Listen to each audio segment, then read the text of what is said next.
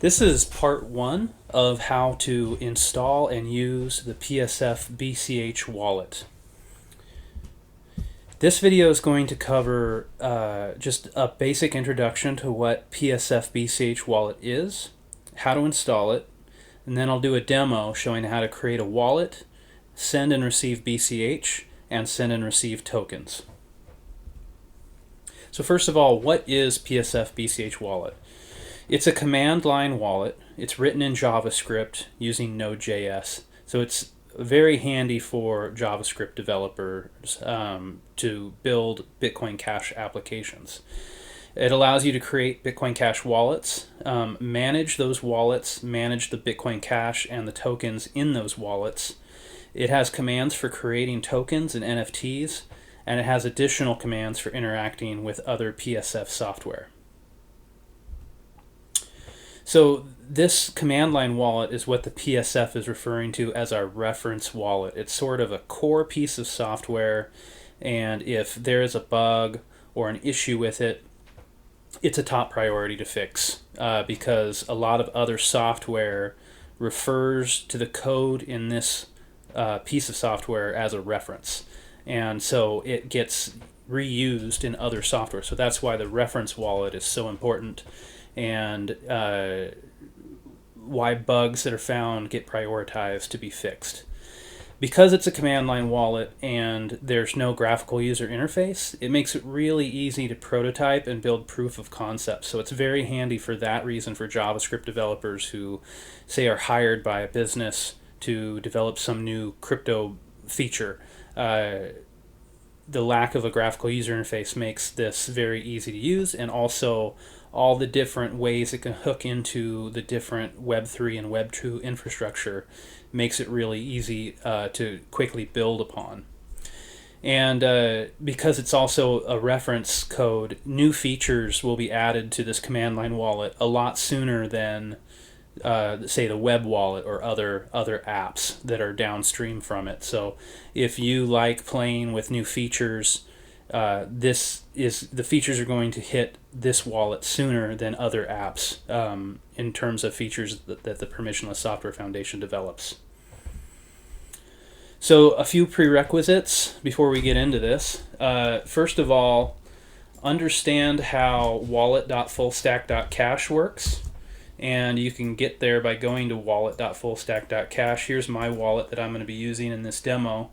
If this is brand new to you, I suggest you go to psfoundation.cache/video, or you can just go to psfoundation.cache for the Permissionless Software Foundation. Click the menu, and there's a link here to the video section.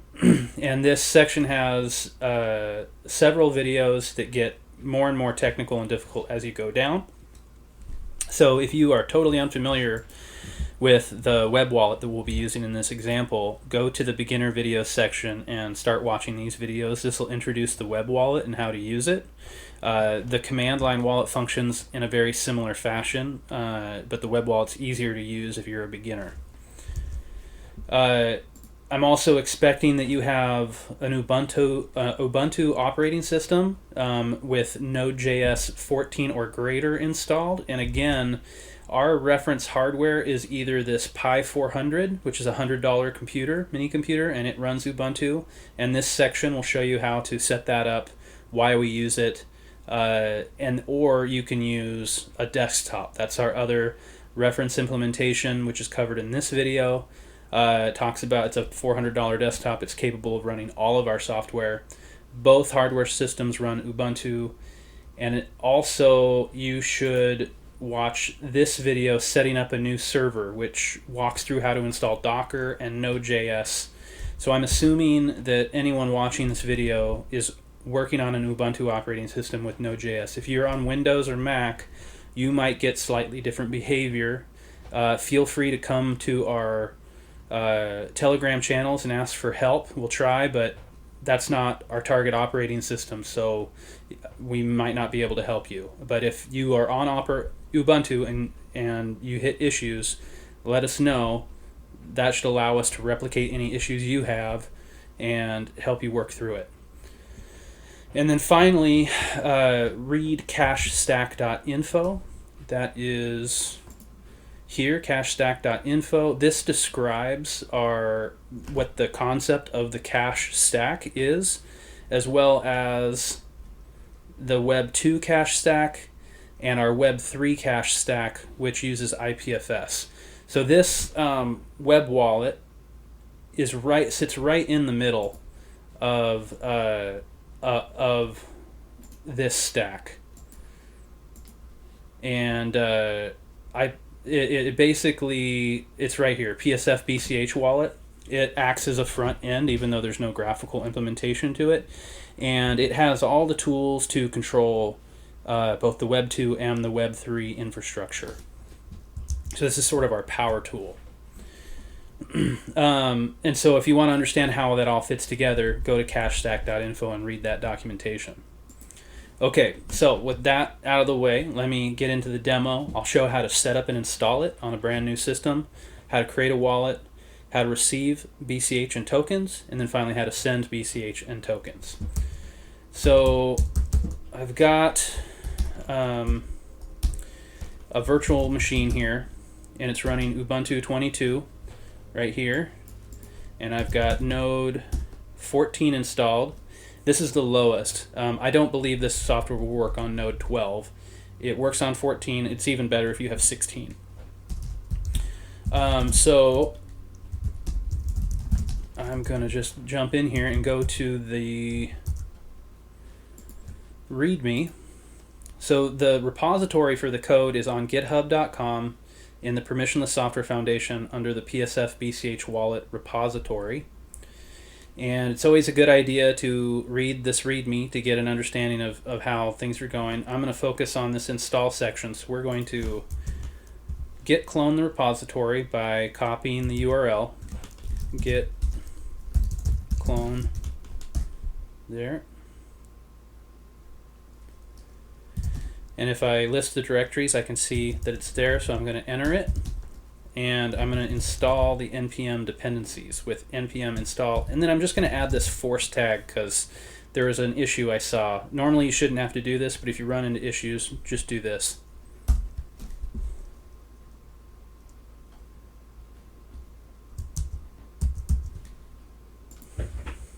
Okay, with the dependencies installed, we can now run it, and that is done with the bin run command, and the first command you should run is help.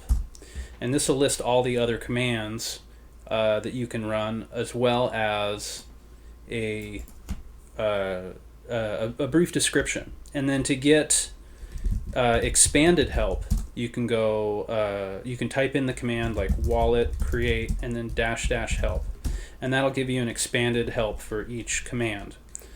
So we're going to start by creating a test wallet create, and you can see here the commands are sort of separated by categories. So all the wallet specific commands are appended with wallet. All the token specific commands are appended with token. So that's a pattern that's repeated in this app.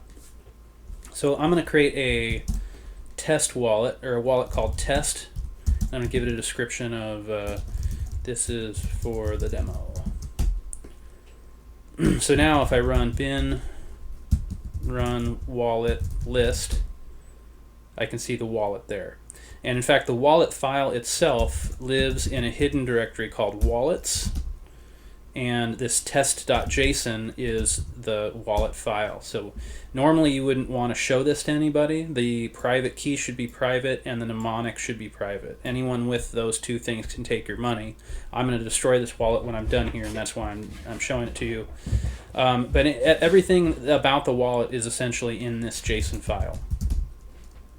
So we've created a wallet. Let's send it some Bitcoin Cash. If I go wallet balances and give it the wallet name, it's going to go out to the blockchain and check the address of the wallet, see if it has a balance. We just created it so it doesn't. So I want to send this some Bitcoin Cash, so I need to get an address first. Looking at the wallet file is one way to do that, or you can go wallet adders for addresses. and this will give you the 3 different wallet formats, or 3 different address formats for this wallet. So I'm just going to use the first one, and I'm going to go to wallet.fullstack.cache. I've created some test tokens, 10 test tokens, so I'm going to send those to the wallet. And the wallet's also going to need some Bitcoin Cash to pay transaction fees. Otherwise, those tokens will get stuck. So I'm going to go to send, receive, and I'm going to send it 20 cents of Bitcoin Cash.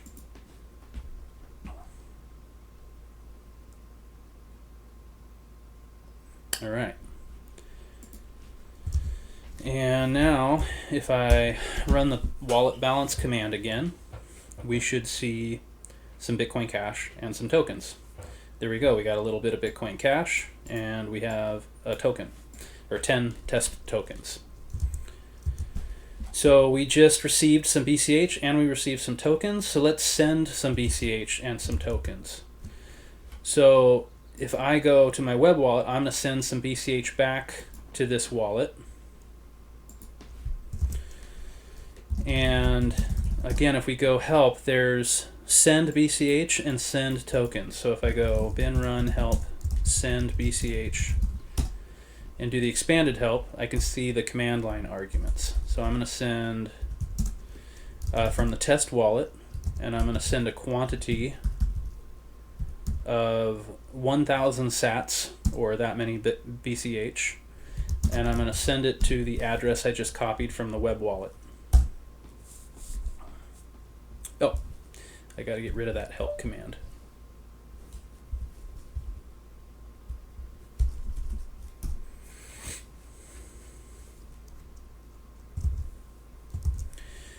And when this completes, it will give me a transaction ID right here. So that's essentially like a receipt. And then I can also click on this link to look at the transaction in a block explorer. So we just sent some BCH. Now let's send our some tokens. And if we look at the help here, we can see that there is, it's very similar. So we're going to send from the test wallet. We're going to send to the same address. And in fact, what I wanted to show here, it looks like the test, if I hit refresh. Okay, I just refreshed my web wallet, and yeah, I can see there's no test tokens in here, just these 4 tokens I already had. So I'm going to send to the web wallet. That's the A, the N. I'm going to send all 10 of those. If we scroll up here to the wallet balance, we can see that I have 10 test tokens, and this is the token ID. This is the thing that uniquely identifies this class of tokens. So I want to send all 10, and they have a token ID of that.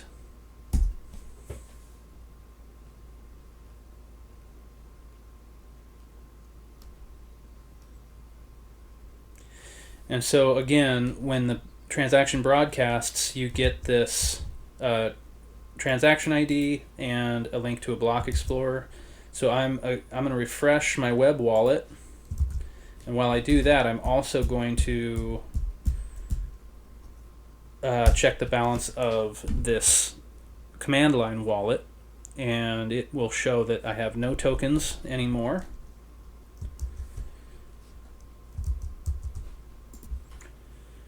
And after refreshing the balance, I can see here that I've got these 10 test tokens. Okay, so that completes the demo. Just as one final step, I'll show how I go about cleaning up my tests like this. I go to psfoundation.cache, and if you scroll down to the bottom, there's this address for burning tokens with the big danger here. So this is a great way to get rid of tokens you don't want anymore. It's a way to destroy them and take them out of circulation. I'm going to send them to that burn address.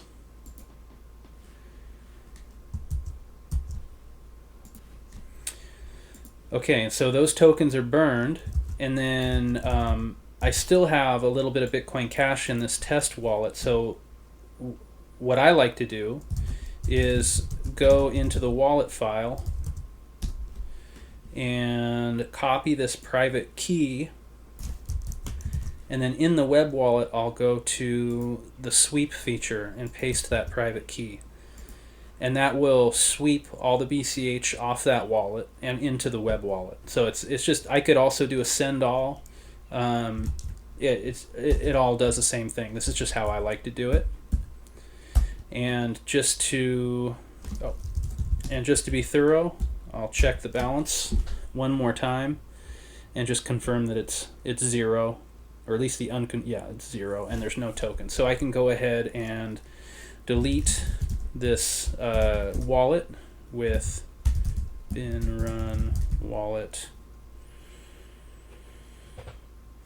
remove test. Okay, and that concludes the demo.